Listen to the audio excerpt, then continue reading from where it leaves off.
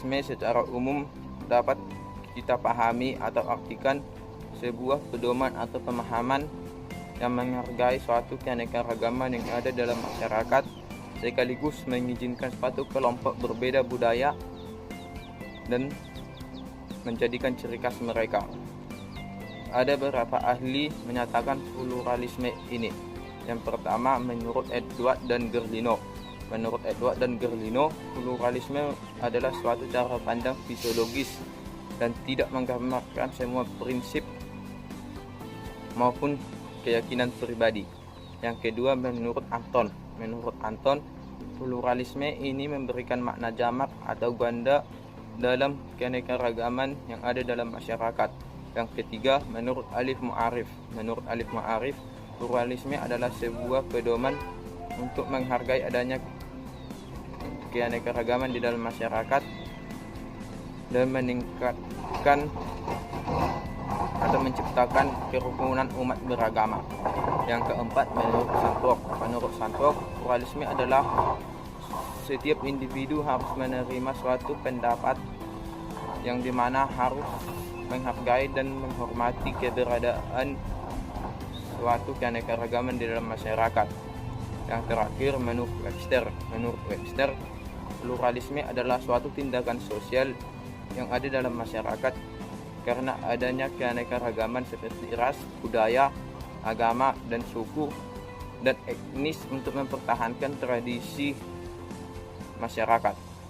Melatar belakanginya pluralisme ini ialah karena adanya selisih antar kemajemukan dan keanekaragaman yang ada di dalam masyarakat yang beraneka ragam dan cara pandang hidup, sehingga suatu perbedaan yang harus dihargai atau dihormati harus diciptakan di suatu masyarakat dan menjadikan suatu pedoman agar terciptanya hidup rukun antar kalangan masyarakat.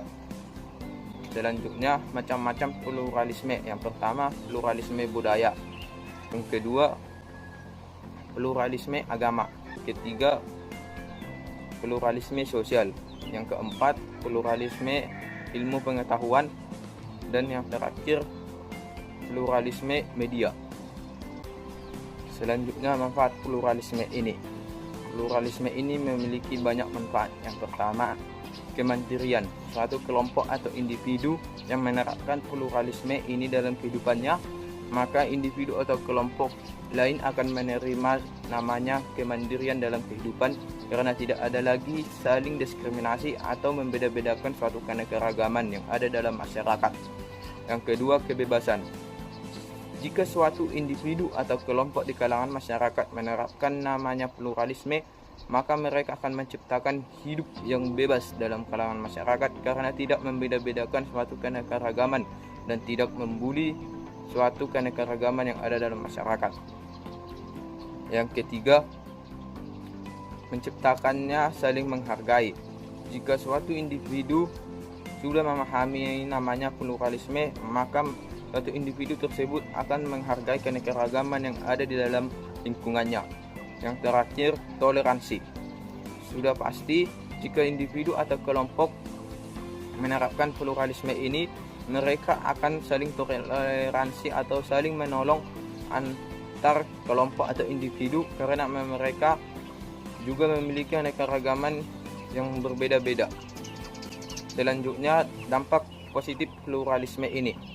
Dampak positif pluralisme ini yang pertama, menciptakan hidup rukun. Menciptakan hidup rukun dalam masyarakat sudah pasti terjadi jika sudah memahami namanya pluralisme. Yang kedua, meningkatnya pendapatan negara. Suatu masyarakat yang tidak mendapatkan diskriminasi dari kelompok lain atau individu lain, mereka secara efektif bisa bekerja atau belajar sehingga secara langsung bisa meningkatkan pendapatan negara. Yang ketiga, berpikir modern. Suatu individu atau kalangan masyarakat yang menerapkan pluralisme akan dapat berpikir modern karena tidak memiliki tekanan yang ada dalam lingkungannya. Dampak negatif dari pluralisme ini, yang pertama, meningkatkan rasa egois. Suatu individu atau kelompok dalam masyarakat yang beraneka ragam akan menciptakan rasa egois antar kelompok, yang dimana suatu kelompok akan mementingkan kelompok